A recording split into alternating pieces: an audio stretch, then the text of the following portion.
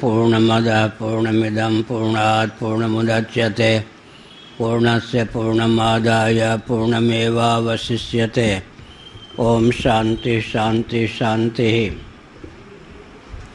नामापिते च मधुरं मधुरं स्वरूपं कर्मापिते च मधुरं मधुरा स्मृतिश्च। बुद्धिं प्रबोधय प्रभो मधुबोधशक्तिं विद्यां प्रयच्छ परमां परिभावयामि।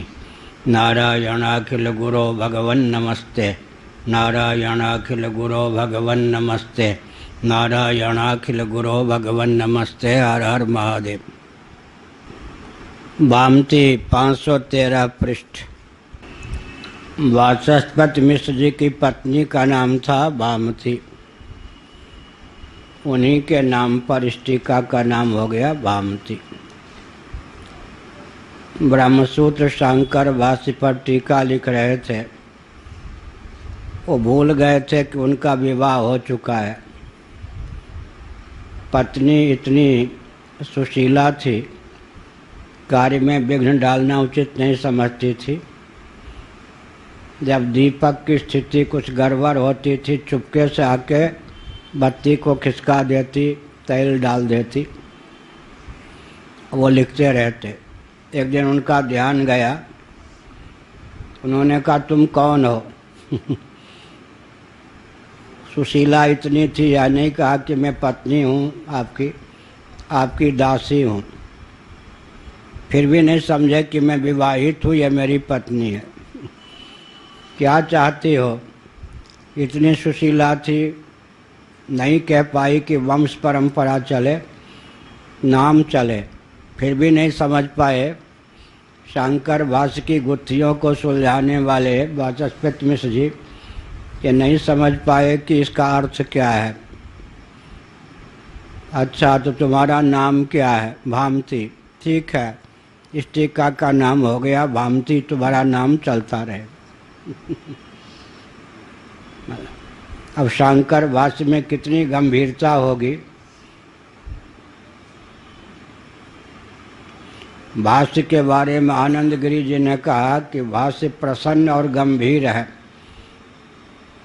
बाहर से लगता है कि बिल्कुल सरल है, सुगम है, गंभीर भी बहुत है। तो भामतीकार को पता ही नहीं चला कि वो गृहस्थाश्रम में प्रविष्ट हैं और यह उनकी धर्मपत्नी है। तो एक गृहस्थ की स्थिति हो गई, तब उन्होंने यह ग्रंथ दे पाया। इसका अर्थ क्या होता है?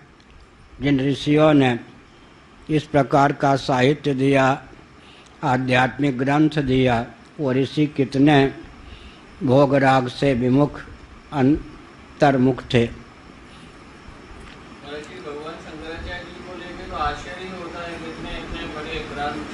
कुल 32 वर्ष के 16 वर्ष की आयु तक ही ग्रंथ लिख दिया।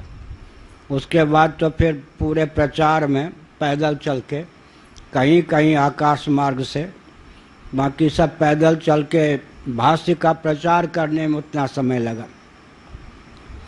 16 साल की आयु तक, 8 से 16 साल की आयु तक ही सारे भाष्य लिख दिए थे, प्रकरण ग्रंथ। तो दिन रात एक करके होता है ना। हाँ, अब चलें। आचार्य देशी अंतर्मते न समाधत्ते उत्क्रमिष्यत एवं भावात् इति औडुलोमी। एक आचार्य की बात कही, अब दूसरे आचार्य की बात कह रहे। आस्मरथ थे आचार्य, वेदवादी। उन्होंने इस प्रकरण का जो उपक्रम का तात्पर्य व्यक्त किया वो बता दिया गया।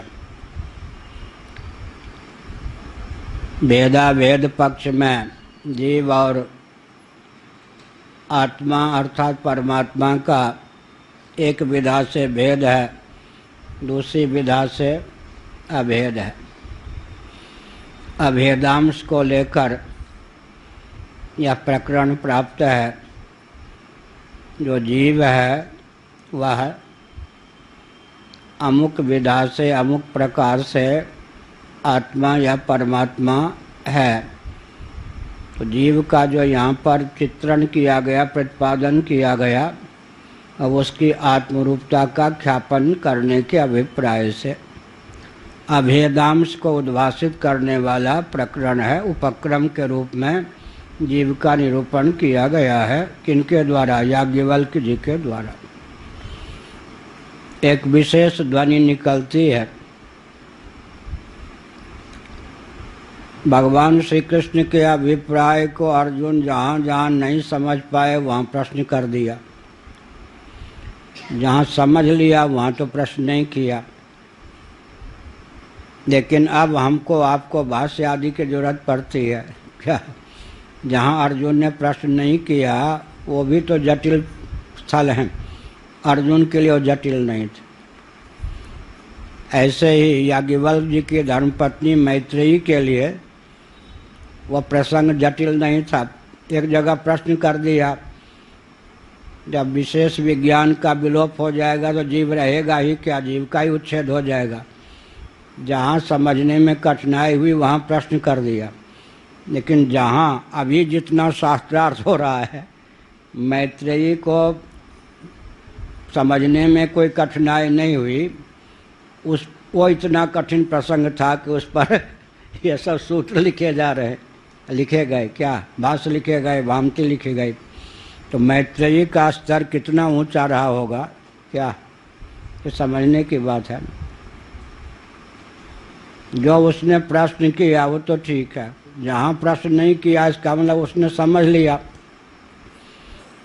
लेकिन औरों की समझ में आने वाली वह पहली नहीं थी, इसलिए इतना सब क्या हुआ, सूत्र लिखा गया, भाष्य लिखा गया, आनंदगिरी लिखी गई, भामती लिखी गई। भामती पर भी फिर कल्पतरु परिमल, फिर आभोग, टीका की टीका की टीका की टीका भामती, परिमल, कल्पतरु, आभोग, उधर आनंदगिरी, इतनी टीकाओं को पढ़ें। इसका अर्थ क्या हुआ? मैत्रेयी आदि कितनी विदुषी रही होगी कि जिस प्रसंग को लेकर कोई संशय प्राप्त नहीं हुआ, उस प्रसंग में इतनी गंभीरता थी कि उसको सुलझाने के लिए सूत्र की रचना करनी पड़ी, भाष्य की रचना करनी पड़ी, भाष्य पर टीका, उपटीकाओं की रचना करनी पड़ी।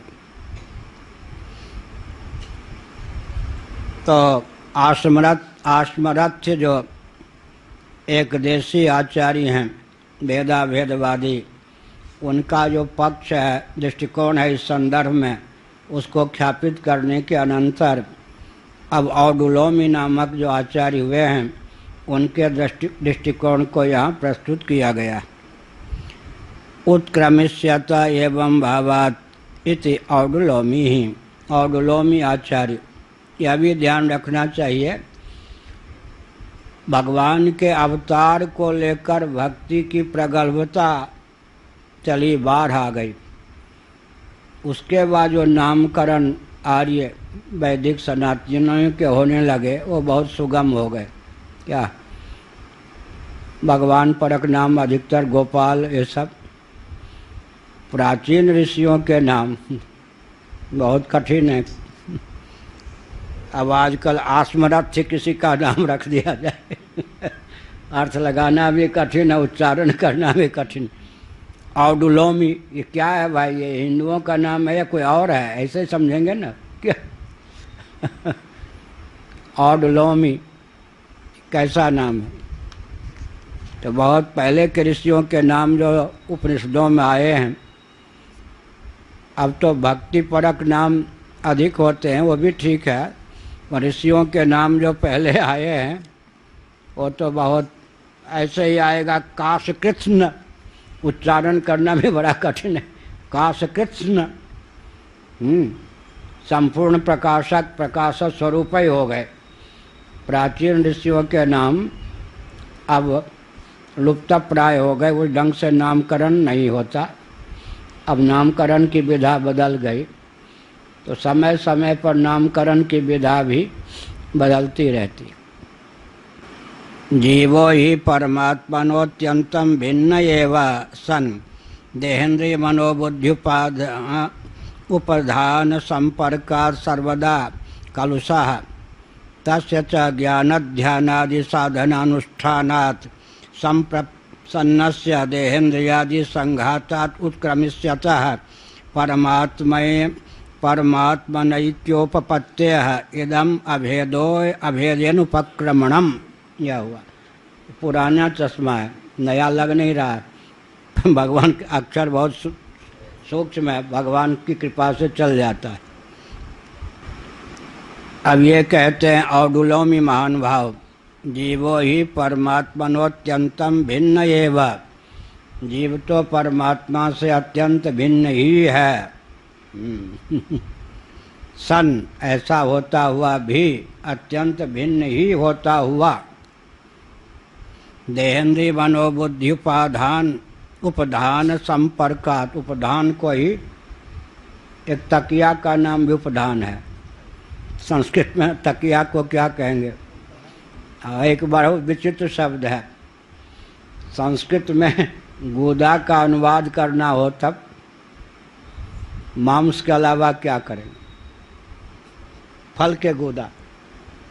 संस्कृत में फल के गूदे का अनुवाद करना हो तो क्या करेंगे?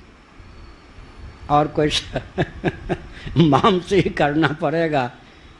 उस दृष्टि से तो मांसाहारी फलाहारी भी हो जाएंगे। अपनी अपनी स्थिति है। उपधान का अर्थ तकिया भी होता है। उपधान का अर्थ यहाँ उपाधि के अर्थ में।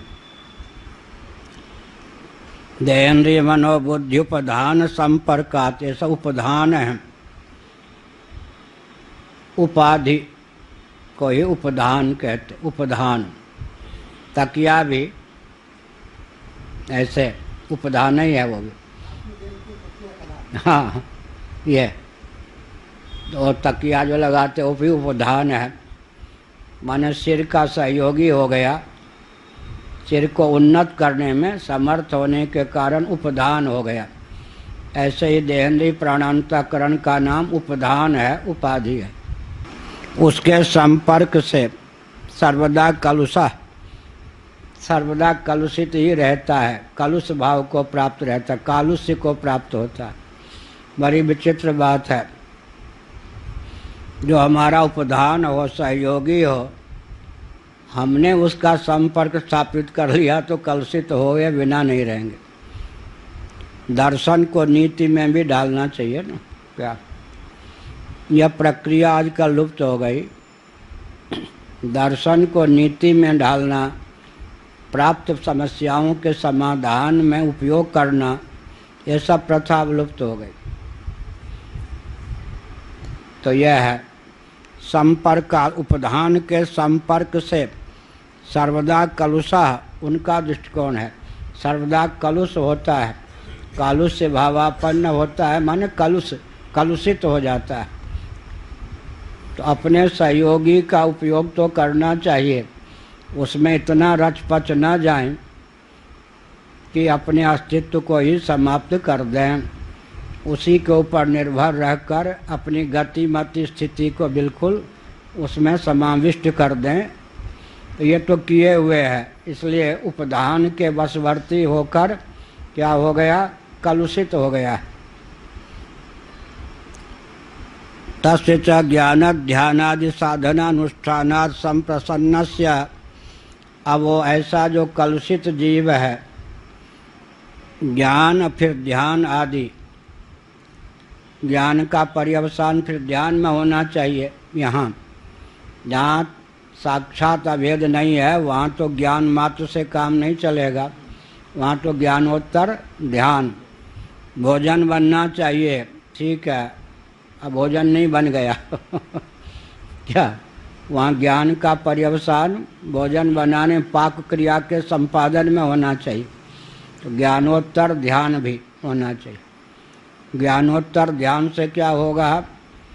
उपधान से विविक्त अपने स्वरूप का निश्चय होगा और कालुष्य का निवारण होगा। तो जीव में जीवत्व औपाधिक है ऐसा न मानकर स्वभाव सिद्ध है। भेद शाश्वत तो नहीं है लेकिन अनादि सिद्ध है। कालुष्य अनादि सिद्ध है, हम लोग कहेंगे नित्य शुद्ध बुद्ध मुक्त स्वरूप है, वही कहेंगे कि कलुषित ही है अनादिकाल से अब तक।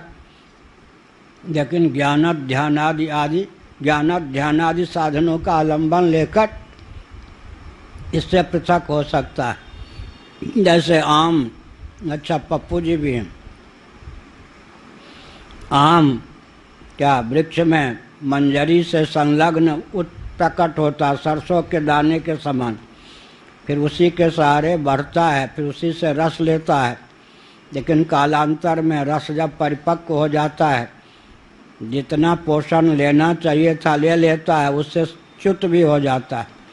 इसी प्रकार वहाँ तो च्युत स्वतः होता है, या कोई कोई कर लेते हैं, वो अलग बात है। तो यहाँ पर क्या है, ज्ञान ध्यान के द्वारा, अगर ज्ञान ध्यान का आलंबन नहीं लेंगे तो स्वतः जीव अपने उपधान से पिंड नहीं छुड़ा सकेगा। इसलिए ज्ञान ध्यान का आलंबन लेकर कालुष्य का अपनोदन किया जा सकता है। संप्रसन्नस्य, कलुष भाव के निवारण के लिए संप्रसन्न कहा। क्या अत्यंत कलुषित रागद्वेषादि के कारण कसैला हो जाता है व्यक्ति का चित्त, लेकिन यह संप्रसाद हो गया, संप्रसन्न हो गया। ज्ञान ध्यान के द्वारा क्या होता है, उसमें जो समाज शक्ति थी अनादिकाल से, जिससे कालुष्य था, उससे उपरामता आ जाती। देहेन्द्रियादि संघातात उत्क्रमिष्यतः, भविष्यत गति से एकत्व की बात ये मानते हैं। तो देहेन्द्रीय प्राणांतकरण जो उपदान के रूप में है, उपदान के रूप में अभिव्यंजक संस्थान के रूप में है, और अभिव्यंजक संस्थान के साथ साथ पोषक संस्थान के रूप में है, जो इसके स्वरूप के साथ मानो अभिन्न हो गए हैं। जैसे सर्प के केंचुल छोड़ने के पहले के जो केंचुल है, इक्विलिप्टिस के त्वक, इस प्रकार से बिल्कुल एकीभूत। उत्क्रमिष्यता है, इससे अपना उत्थान कर लेता, उपधान से उत्थान, उपधान से उत्थान, अभिव्यंजक संस्थान से उत्थान, उत्क्रमण, उत्थान। उत्थान माने इनसे पिंड छुड़ा लेता है। परमात्मा ऐक्योपपत्ति है, तब क्या होता है, इधर का आकर्षण कट गया तो उधर आकृष्ट हो जाता है। परमात्मा से ऐक्य भाव को प्राप्त हो जाता है, एकत्व हो जाता है। जब से घटाकाश है, यहाँ तो घटाकाश एक दिन कहा था ना, अंतःकरण विशेषण भी है और उपाधि भी है। किसी के लिए विशेषण है, प्रबुद्ध के लिए उपाधि है। तो मानो घट से, घटोदक से घटाकाश पिंड छुड़ा ले, क्या है, इनसे उन्मुख, इनकी उन्मुखता हट जाए, तब क्या होगा, महाकाश के ही ओर आकृष्ट होकर महाकाश हो जाएगा। इसी प्रकार परमात्मन ऐक्योपपत्ति है, इदम अभेदेन उपक्रमणम, यह अभेद के द्वारा उपक्रमण है। कहाँ पर, नवारे सर्वस्य कामाय सर्वं प्रियं भवति, आत्मनस्तु कामाय सर्वं प्रियं भवति स्थल में उपक्रम, उपक्रम के रूप में यहाँ पर जीव भाव का जो वर्णन किया गया है, भविष्य में जीव भाव के अपनोदन की भावना से उपक्रम अपनोदन पर्यवसायी है, यह अभिप्राय।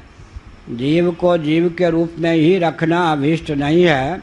यद्यपि जीव अनादिकाल से उपधान में सन्निविष्ट है, कलुषित है, लेकिन ज्ञान ध्यानादि साधनों के द्वारा ऐसा सुसंस्कृत हो जाता है कि जिसमें रचा पचा उसी से अपने आप को उत्क्रांत, माने उससे अपने आप को ऊपर उठा लेता है और भगवत तादात्म्यपत्ति को प्राप्त हो जाता है, भगवत रूप से अवशिष्ट रहता है। जैसे गंगा गंगा ही है, यमुना यमुना ही है, लेकिन यमुना गंगा में मिल जाती हैं तब भेद नहीं रहता, गंगा समुद्र में मिल जाती हैं तब भेद नहीं रहता। तो अत्यंत भेद का पर्यवसान अत्यंत अभेद में कैसे हो सकता है, इसके लिए जैसे नदियों का पर्यवसान समुद्र में हो जाता है, यह दृष्टांत। एतदुक्तम भवति, इस संदर्भ में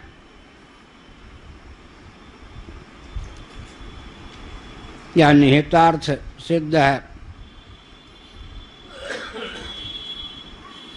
भविष्यन्तम अभेदम उपादाय भेद कालेपि अभेद उक्तः।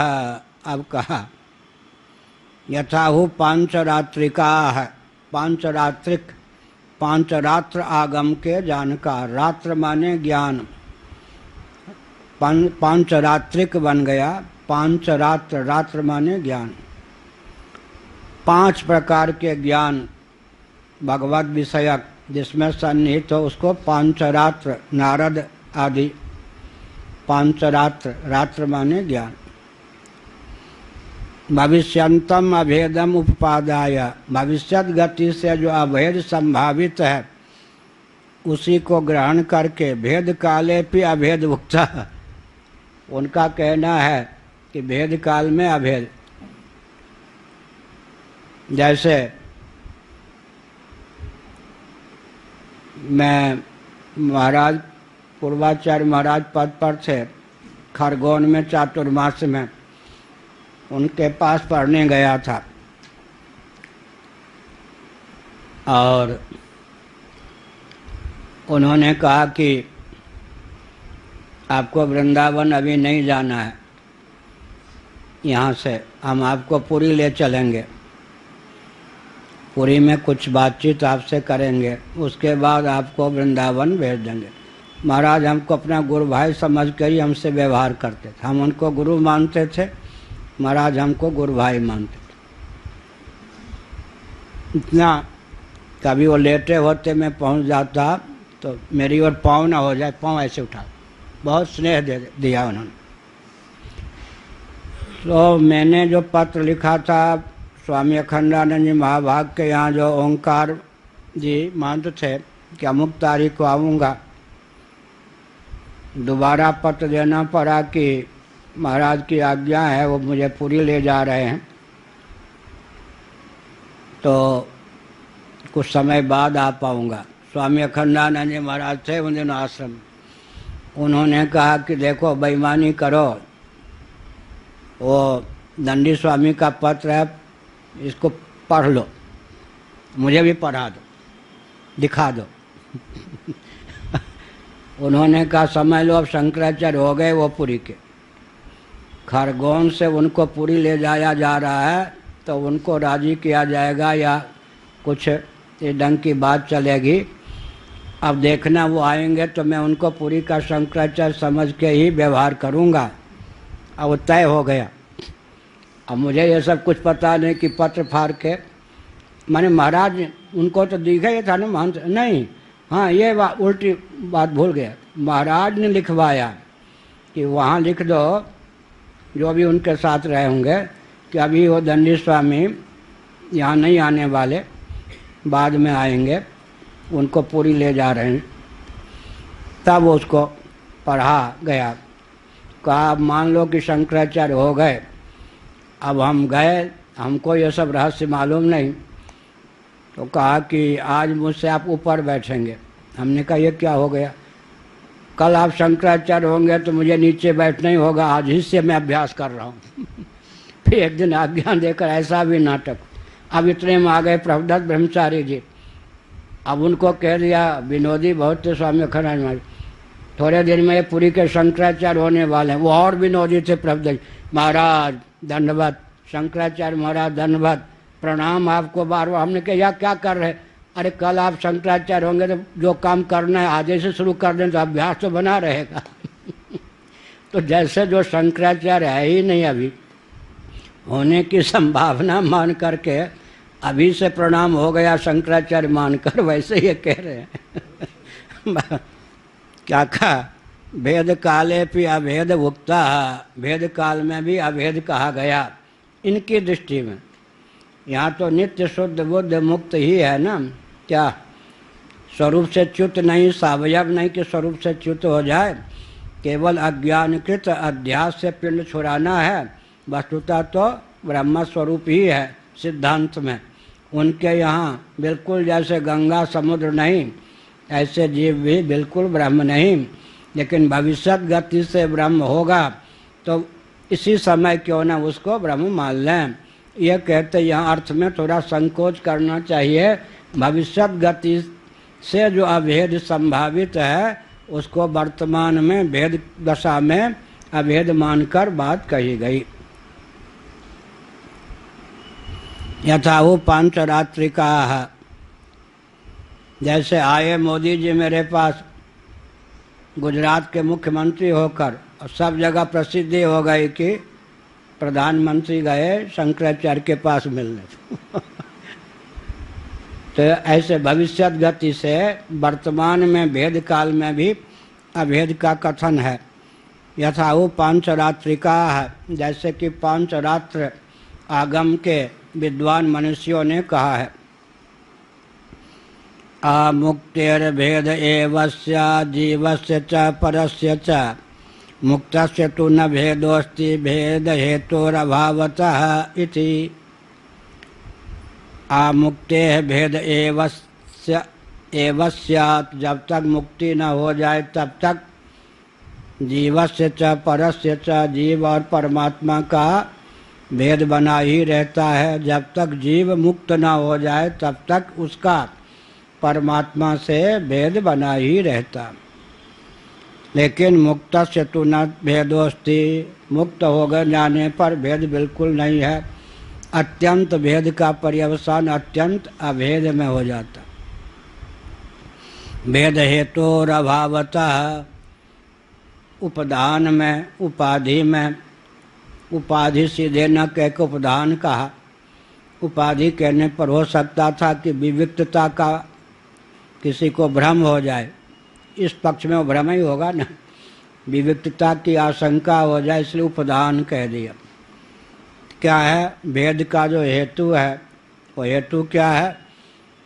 देहेंद्रिय प्राणांतःकरण रूप जो उपाधि हैं, प्रधान हैं, उनमें प्रगाढ़ आस्था, रति मति गति तदनुकूल, इसका मतलब उनमें संश्लिष्ट है, समासक्त है।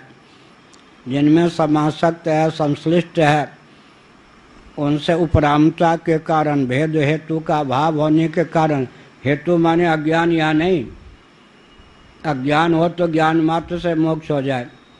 यहाँ पर हेतु का अर्थ यही है, रच जाना, पच जाना, समा जाना।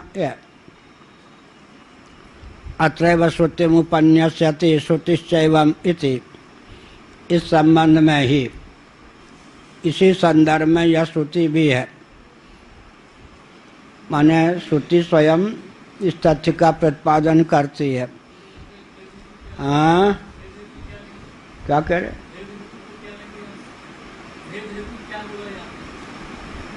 देह इंद्रिय प्राणांतःकरण में निसर्ग सिद्ध तादात्म्य पत्ति, अज्ञान सिद्ध नहीं, स्वभाव सिद्ध तादात्म्य पत्ति। तादात्म्य पत्ति फिर क्या है? क्या है? सुनते रहिए, समझते रहिए। देहेंद्रिय प्राणांतःकरण रूप जो उपधान, इनमें स्वभाव सिद्ध अनादि तादात्म्य पत्ति, यही क्या है? भेद में हेतु। क्या? अविद्या को क्यों नहीं लिया? गंगा और समुद्र में जो भेद है वो अज्ञान जन्य है या स्वभाव सिद्ध है? अब ये बोलेंगे। भेद जो गंगा में और समुद्र में है, यह ज्ञान जन्य है या स्वभाव सिद्ध है? इसीलिए अज्ञान को नहीं फटकने दिया। किन्होंने? औडुलोमी आचार्य ने। दृष्टांत जो कहता है वो तो हम लोग एक अंश में मानते हैं। गंगा प्रवाह युक्त है और सागर के समीप जाकर अंत में सागर में मिल जाती है। मिलने पर उसकी सागर संज्ञा होती है मिलने के पूर्व? लेकिन कोई कोई साहित्यिक भाषा में कह दे यह समुद्र है, कहाँ? जहाँ मिलन नहीं हुआ है जितने अंश का, मिलन के पूर्व गंगा को समुद्र कह दे तो भविष्यत गति से समुद्र है या वर्तमान में समुद्र है?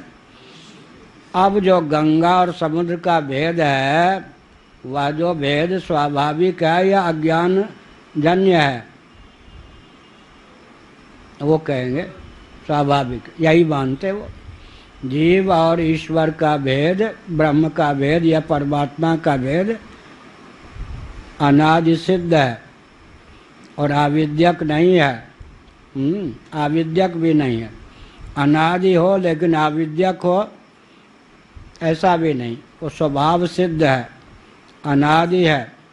जैसे कि गंगा और सागर का भेद, लेकिन अत्यंत भेद होने पर भी जलत्वेन तो साम्य है, चेतनत्वेन साम्य है, लेकिन आखिर गंगा जल है, समुद्र का जल समुद्र का जल है। गंगा गंगा है, गंगा के नाम रूप पृथक हैं, समुद्र के नाम रूप पृथक हैं। जलत्वेन साम्य है, लेकिन वास्तव में नदी या गंगा नदी पृथक है, सिंधु समुद्र अलग है। ठीक है। अत्यंत भेद का पर्यवसान अत्यंत अभेद में कैसे होता है? जैसे कि गंगा आदि नदियों का पर्यवसान समुद्र में हो जाता है। अमुक्तिर्भेद एव स्यात् जीवस्य च परस्य च मुक्तस्य तु न भेदोस्ति भेद हेतुरभावतः, भेद हेतु का भाव होने के कारण। पूर्वं देहेन्द्रियादि उपाधिकृतं कलुषितत्वम् आत्मना उक्तम् सम्प्रति स्वाभाविकमेव जीवस्य नाम रूप प्रपंचाश्रयत्वं शरत्वलक्षणं कालुष्यं पार्थिवानाम् अणूनाम् इव श्यामत्वं केवलं पाकेन एव पाकेन एव या पाकेन एव क्या पाठ है? नहीं वो इधर इसमें क्या पाठ है? नहीं है ना, एव पाकेन एव, तो पाकेन एव कर देंगे। ठीक है। पाकेन एव ज्ञानाध्यासिना ज्ञानाध्यानादिना तदपनीय जीव परात् परतरम पुरुषम उपैति इत्याह। अब कहते हैं देहेन्द्रियादि उपाधिकृत कलुषत्वम आत्मना उक्तम। देहेन्द्रियादि को लेकर जो कालुष्य है वो आत्मा का पहले कहा गया। संप्रति अब स्वाभाविकमेव जीवस्य नाम रूप प्रपंचाश्रयत्व लक्षणम कालुष्यम। स्वाभाविक ही जीव जो है उसका नाम रूपात्मक जो प्रपंच है उसके समासित होने के कारण है, स्वाभाविक है यह। गंगा का नाम रूप पृथक, समुद्र का नाम रूप पृथक। इसमें जो कालुष्य है उपाधिकृत न हो करके क्या है? स्वभाव सिद्ध है। प्लास्टिक सर्जरी करते हैं ना आज, प्लास्टिक सर्जरी, कुछ का कुछ व्यक्ति सुंदर हो जाता है, अत्यंत कुरूप भी सुंदर हो जाता। इसी प्रकार से अत्यंत कलुषित जो जीव है वो प्लास्टिक सर्जरी करा करके फिर क्या होता है? अपने उपदान से पिंड छुड़ा लेता। संप्रति स्वाभाविकमेव जीवस्य नाम रूप प्रपंचाश्रयत्व लक्षणम। इसका मतलब क्या है? वहाँ तो भेदाभेद पक्ष में क्या है? सामान्य रूप से अभेद है, विशेष रूप से भेद है, यही ना। कनक, ये जो है कटक मुकुट कुंडलादि जो आभूषण है सुवर्ण सामान्यत्वेन एक है और कटक मुकुट कुंडल आदि विशेष रूप को लेकर के भिन्न है। वहाँ तो क्या हुआ? सामान्य विशेष को लेकर भेद अभेद है, विशेष को लेकर भेद, सामान्य को लेकर अभेद। गोरसत्वेन, गोरस दही भी है, दूध भी है, मक्खन भी है, आदि ये सब है। सामान्य को लेकर के अभेद है, विशेष भावापत्ति को लेकर भेद है। तामा है, अब ये ढक्कन अलग है, लोटा अलग है, क्या ताम्र धातु को लेकर इनमें अभेद है और विशेष नाम रूप को लेकर के भेद है, ऐसा वहाँ भी कह सकते हैं। जलत्वेन तो अभेद है, उधर गंगा और उधर समुद्र, पृथक पृथक विशेष नाम रूप को लेकर ही भेद है। जल सामान्यत्वेन तो अभेद ही है, यहाँ भी कह सकते हैं। लेकिन इन्होंने कहा संप्रति स्वाभाविकमेव जीवस्य नाम रूप प्रपंचाश्रयत्व लक्षणम कालुष्यम। जीव जो है नाम रूपात्मक प्रपंच के समाश्रित हो गया, उस समाश्रयण के कारण इसमें कालुष्य भी स्वाभाविक प्राप्त है। उदाहरण के लिए दिया पार्थिवा नाम अणु नाम एव श्यामत्वम केवलम पाकेन एव ज्ञानध्यानादिना तत्अपनीय जीव एक तत्अपनीय। जैसे कि पार्थिव परमाणु जो हैं स्वभाव से श्यामल नील वर्ण के कृष्ण वर्ण के ही होते हैं। पृथ्वी का रूप क्या है? कृष्ण। जल का रूप शुक्ल, तेज का रूप लोहित, यह जल का रूप श्वेत, पृथ्वी का रूप कृष्ण श्याम और तेज का रूप रक्त है। तो परमाणु में वो स्वभाव से श्यामलता है। स्वभाव से जो श्यामलता है उसको क्या करते हैं? पाक विशेष से अपनोदन कर देते उसका, ऐसा पाक विशेष। काला कलूटा लोहा को अग्नि से संतप्त करने पर वह दाहक प्रकाशक हो जाता है या नहीं, परिलक्षित होता है या नहीं? तो स्वभाव सिद्ध जो कालुष्य है, अच्छा लोहा जला दाहक तो नहीं होता है लेकिन दाहक भी बन जाता है, थोड़ी दूर हो प्रकाश भी कर देता है। अब काला कलूटा लोहा एकदम चमकने लग जाता है, अग्नि का रूप धारण कर लेता है, हुआ या नहीं? तो यह संस्कार विशेष हुआ। अग्नि के संपर्क या संसर्ग से काला कलूटा लोहा जैसे दाहक प्रकाशक परिलक्षित होता है, ऐसे ही पार्थिव परमाणुओं में निसर्ग सिद्ध जो श्यामता है, क्या है? पाक विशेष के द्वारा उस श्यामता का अपनोदन हो जाता है। तो यहाँ संस्कार ने काम कर दिया, ठीक। इसका अर्थ क्या? इसके संसर्ग से पृथ्वी है ना, पृथ्वी के परमाणु में तो उसका रंग निसर्ग सिद्ध रहेंगे। पृथ्वी में भी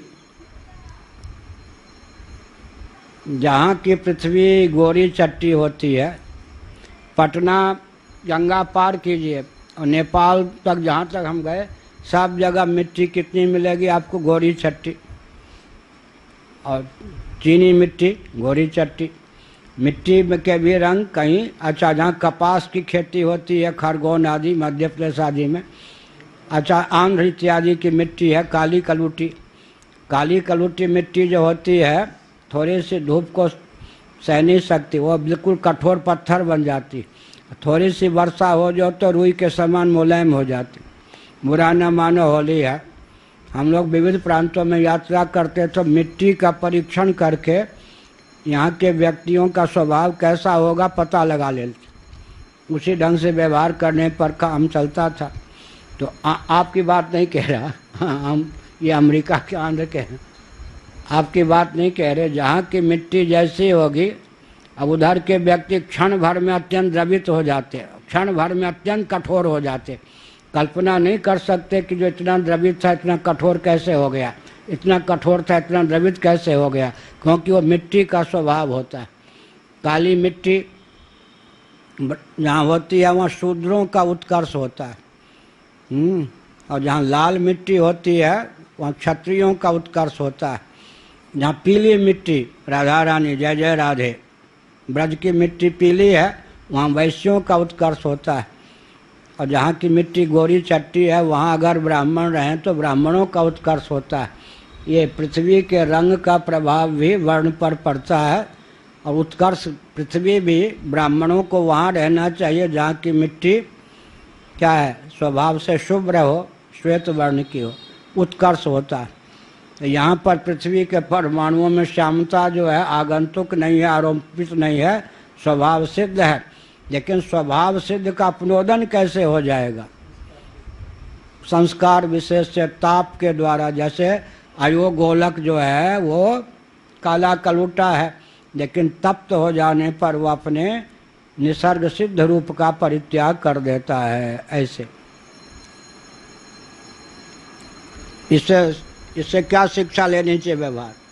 ये बीच बीच में मैं क्यों बोलता हूँ?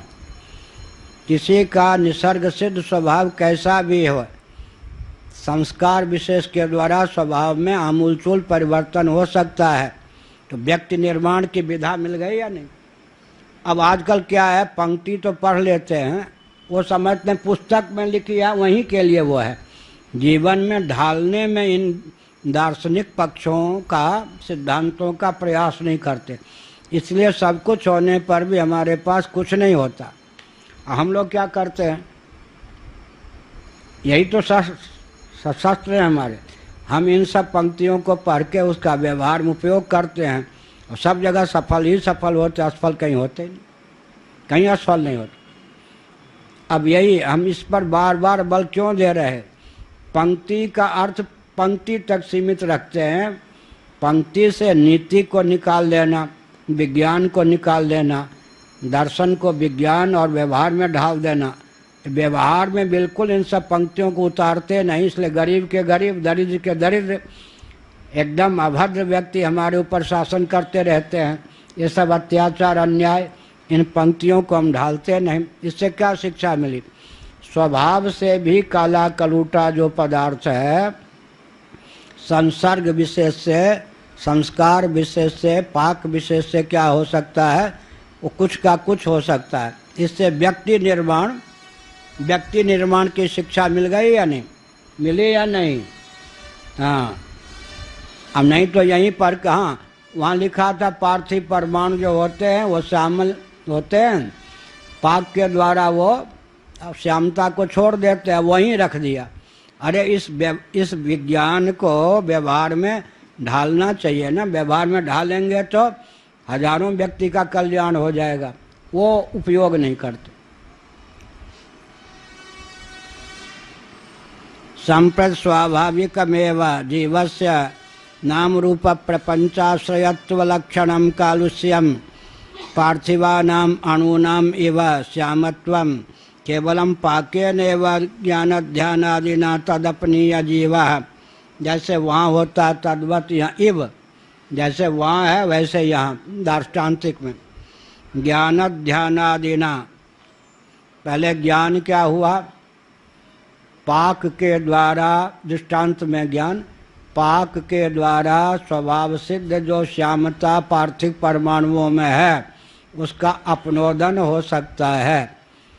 पाक की विधा यह है, यह ज्ञान हो गया। अब श्रेयो ही ज्ञानम अभ्यासात्।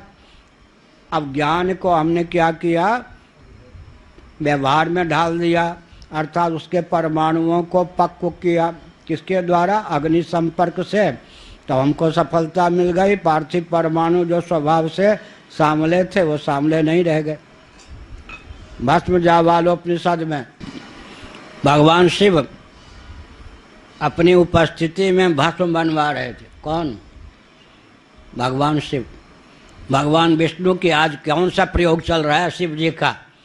कुतूहल बस वो भी आ गए। तो भगवान शिव ने विनोद किया। देखो क्या विनोद किया। अगर आपको अपना, ये तो कर्पूर गौरम है, कौन? शिव जी। वो है नील सरोवर नीलमणि। अगर आपको लगता हो कि सामला शरीर ठीक नहीं है, कदाचित में गोरा होता, थोड़ा भस्म चख लीजिए, आप गोरे चट्टे हो जाएंगे। अब हो गया ना क्या? स्वभाव से जो सामले आप हैं, यही औडुलोमी आचार्य वाला पक्ष स्वीकार कीजिए। हमने अपनी देख रेख में मानसिक, तांत्रिक, यांत्रिक विधा से क्या किया है? भस्म तैयार किया है। इतना बढ़िया है कि इसको थोड़ा सा चख लेंगे आप तो बस गोरी चट्टी चमड़ी आपकी हो जाएगी, हमारी तरफ से आप भी जचने लगेंगे। कहाँ लिखा है? भस्म जावालोपनिषद में। वहाँ भी हो गया ना। अब वो दृष्टांत है, लेकिन वहाँ वो सिद्धांत यही है, स्वभाव से जो सामला है भस्म का, वो भी भस्म एक कौन सा मानसिक ढंग से तैयार जो भस्म है, उसका आस्वादन करने पर क्या हो सकता है। अब वो पार्वती जी पहले समझ सुन रहे कौन, जितू क्या पप्पू जी, पार्वती जी पहले सामली थी,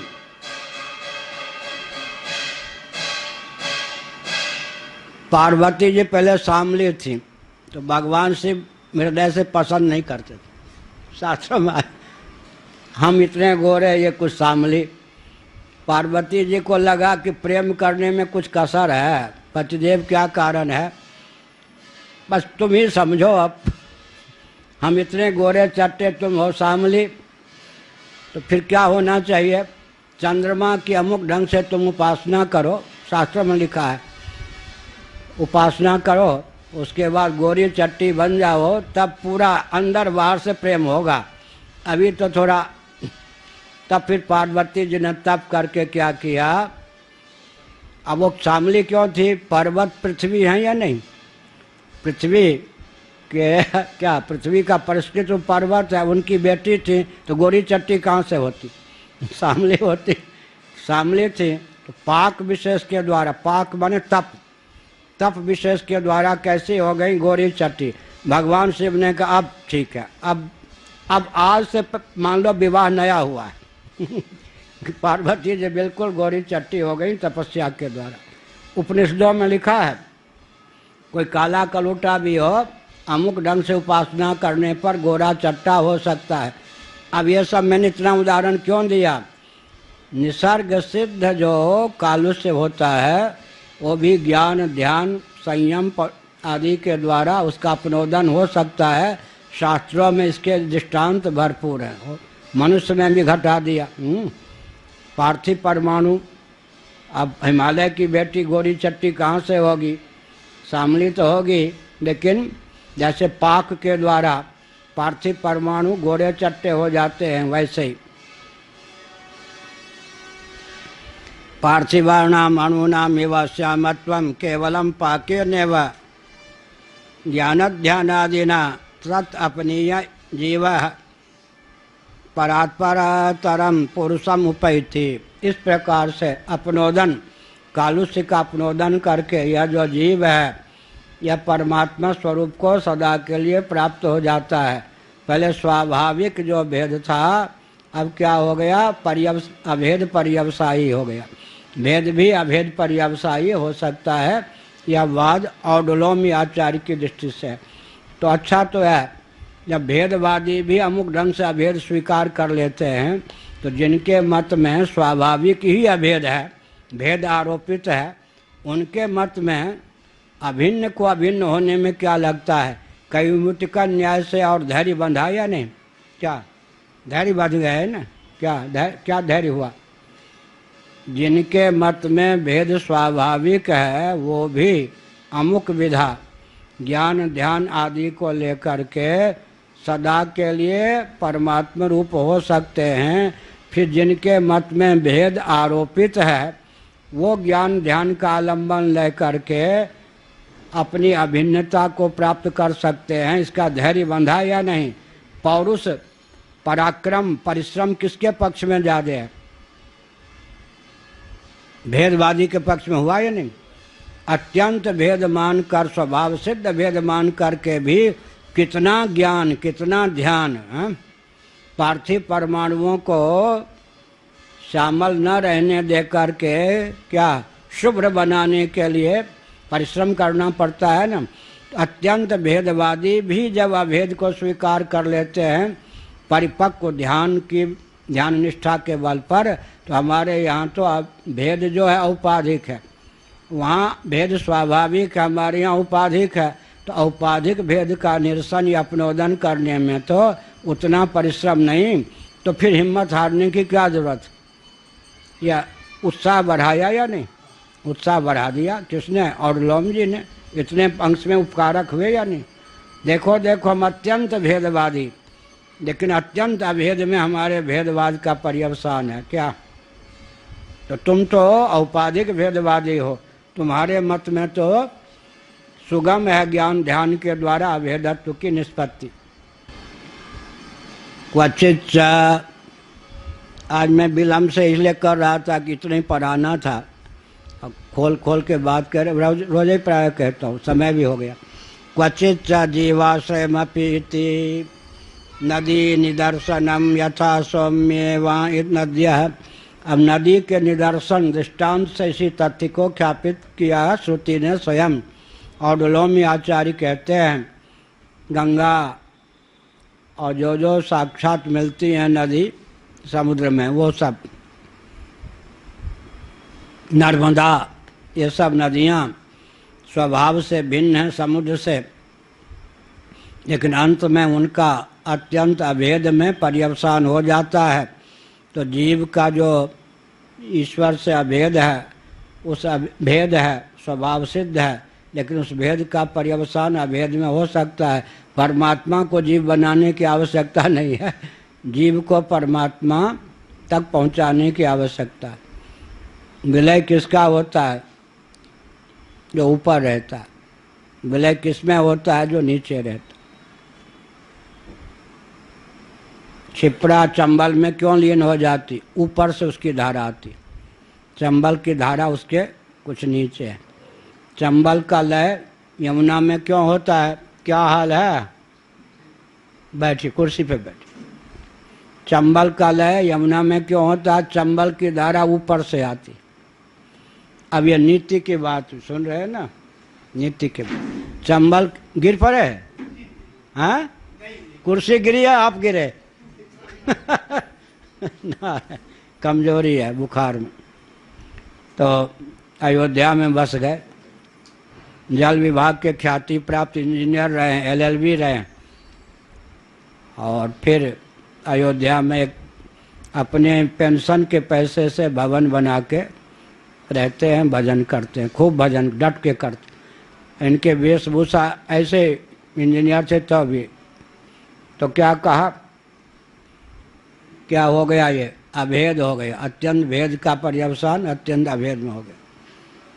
अब नदी निदर्शन से भी यथा सौम्य इमा नद्या इति, हे सौम्य, सौम्य के स्थान पर सौम्य शब्द का ही सोम से सौम्य बना करके ही करती है श्रुति। और सुषुम्ना शब्द का एक ही जगह प्रयोग है पूरे 108 उपनिषदों में, सब जगह सुषुम्ना सुषुम्ना सुषुम्ना है, एक जगह सुषुम्ना शब्द का प्रयोग।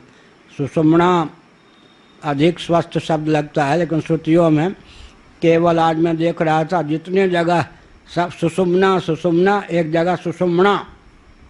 तो यहाँ पर सौम्य, हे सौम्य, हम लोग सौम्य बोलते हैं, श्रुति में हे सौम्य, हे सौम्य, ऐसा चंद्रमा के समान शीतल सुखप्रद।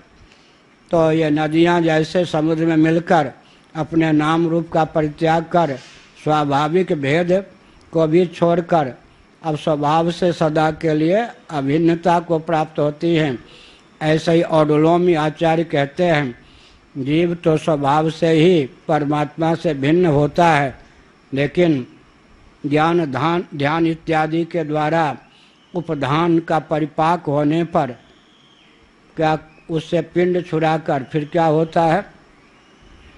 हो जाता है कोयले के खान से कोई कोयला जैसे हीरा बन जाए। क्या अपनी बिरादरी का परित्याग कर दिया या नहीं? कोयले से कार्बन है ना, हीरा भी पार्थिव है, लेकिन कोयले के खान से जैसे कोई हीरा बन जाए, कोयले का परिष्कृत रूप जैसे हीरा हो जाए, तो कालुष्य के गर्भ से इतना परिष्कार संस्कार के द्वारा हो जाता है कि वो ब्रह्म ही हो जाता है। कलम दो भाई, फिर अगले साल भगवत कृपा से, गुरु गोविंद और ग्रंथ की कृपा से। 4-9-20-17 2 में शुरू किया था पाठ, 15 साल में 514 पेज पहुँचे। एक भाग और है इतना मोटा। भगवान ओम सुमुखश्चैकदन्तश्च कपिलो गजकर्णकः लंबोदरश्च विकटो विघ्ननाशो विनायकः धूम्रकेतुर्गणाध्यक्षो बालचंद्रो गजाननः।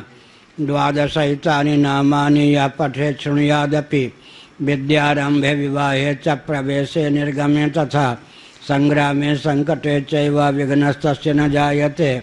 श्रीमन्महागणाधिपतये नमः। लक्ष्मीनारायणाभ्यां नमः। उमामहेश्वराभ्यां नमः। वाणी हिरण्यगर्भाभ्यां नमः। शचीपुरंदराभ्यां नमः। माता पितृचरणकमलेभ्यो नमः। इष्टदेवताभ्यो नमः। कुलदेवताभ्यो नमः। ग्रामदेवताभ्यो नमः। स्थानदेवताभ्यो नमः। एतत्कर्म प्रधान देवताभ्यो नमः। सर्वेभ्यो देवेभ्यो नमः। सर्वेभ्यो ब्राह्मणेभ्यो नमः। प्राच्यै नमः। इंद्राय नमः। आग्नेयै नमः। अग्नये नमः। दक्षिणायै नमः। यमाय नमः। नैऋत्ये नमः। नृतये नमः। प्रतीच्यै नमः। वरुणाय नमः। वायव्यै नमः। वायवे नमः। उदिच्यै नमः। कुबेराय नमः। ऐशान्ये नमः। ईशानाय नमः। ऊर्ध्वायै नमः। ब्रह्मणे नमः। अधरायै नमः। अनंताय नमः। ओम ब्रह्मणे नमः। अग्नये नमः। पृथिव्यै नमः। ओषधिभ्यो नमः। वाते नमः। वाचे नमः। वाचस्पतये नमः। नमो महद्भ्यः। नारायणाखिल गुरो भगवन् नमस्ते। नारायणाखिल गुरो भगवन् नमस्ते। नारायणाखिल गुरो भगवन् नमस्ते। नामापिते च मधुरं मधुरं स्वरूपं कर्मापिते च मधुरं मधुरा स्मृतिश्च। बुद्धिं प्रबोधय प्रभो मधुबोधशक्तिं विद्यां प्रयच्छ परमां परिभावयामि। ओम पूर्णमदः पूर्णमिदं पूर्णात् पूर्णमुदच्यते पूर्णस्य पूर्णमादाय पूर्णमेवावशिष्यते। ओम शांति शांति शांति।